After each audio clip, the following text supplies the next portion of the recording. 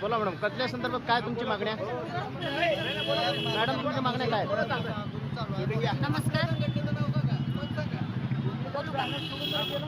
नमस्कार, मी वर्षा गौतम गायकवाड, भ्रष्टाचार विरोधी जन आंदोलन संघटना ची महिला संपर्क प्रमुख, पश्चिम महाराष्ट्र महिला संपर्क प्रमुख.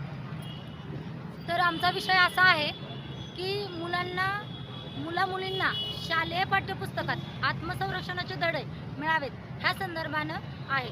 आम्ही गेल्या 25/7/2024 मध्ये येथेच कार्यालयासमोर आंदोलन केलं होतं.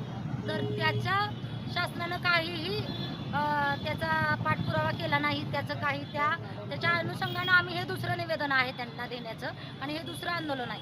गेल्या वर्षभरात आम्ही चळवळीत आहोत. वर्षभर झालं त्यांना आम्ही सांगतोय की मुलांना आत्मसंरक्षणाचे धडे मिळावेत, मुलींच्या संरक्षणासाठी. आणि आत्ता जो झालेला विषय आहे, कोलकाता झाला, आपला बदलापूर झाला आणि बरेच ठिकाणी महाराष्ट्र झालं, देशभरात हे असं वातावरण पेटलेलं आहे. जे निर्दयी आहेत त्यांच्यावर कडक मधली कडक कारवाई व्हावी एवढी आमच्या संघटनेची आमची विषय आहे. तर त्या नराधमाला हे शासन हे मिळालंच पाहिजे आणि 5 कोर्टकडून हा निर्णय व्हावा एवढी आमच्या संघटनेची मागणी आहे.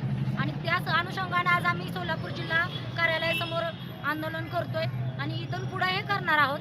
आज एवढ्या गोष्टीतच आम्ही थांबणार नाही, तर इथून पुढे आम्ही पूर्ण महाराष्ट्रभर आंदोलन करतोय आणि करत आलोय.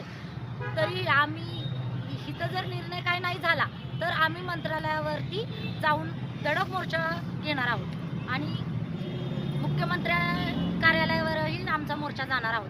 आम्ही संपूर्ण टीम आणि पूर्ण आमच्या विषयाला अनुसरून जे संस्था आहेत त्यांना एकत्र करून आम्ही सगळेजण आंदोलन करणार आहोत. आता तुम्ही निवेदन कुठं देणार आहे का? आम्ही निवेदन देणार आहोत, सोलापूर कलेक्टर ऑफिसला निवेदन देणार आहोत आज.